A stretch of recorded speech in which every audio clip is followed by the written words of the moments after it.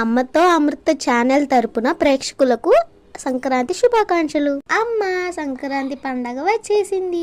ఈరోజు స్పెషల్స్ ఏంటమ్మా? అవునమ్మా, ఈరోజు సంక్రాంతి కదా, నీకోసం చాలా స్పెషల్ వంటకాలు చేశానమ్మా.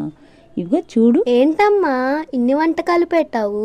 ఇవన్నీ ఎవరి కోసం? నీకోసమేనమ్మా. చాలా రోజులు బట్టి సంక్రాంతికి అమ్మ ఏం చేస్తుందా అని చూసావు కదా, అందుకే ఇవన్నీ నీకోసం చేసి పెట్టాను. అమ్మో, ఎన్ని వంటకాలు! 1 2 3 4 5 6 7 8 9 10 11 12 13 14 15 16 17 18 19 20 21. అయ్య బాబోయ్, నా పని అయిపోయింది. అమ్మా, అసలు సంక్రాంతి పండగ ఎందుకు చేసుకుంటామమ్మా? తల్లి, సంక్రాంతి అనేది మన తెలుగు వారందరికీ చాలా ముఖ్యమైన పండగ. మనకి సంక్రాంతి అనేది మొదటిగా భోగి పండగతో మొదలవుతుందమ్మా. భోగి పండుగ రోజు తెల్లవారుజామున లేచి మాలో అజ్ఞానాన్ని వదిలేసి జ్ఞానాన్ని ప్రసాదించమని అగ్నిదేవుడికి మనం నమస్కరించుకుంటాం తల్లి. అవునా అమ్మా?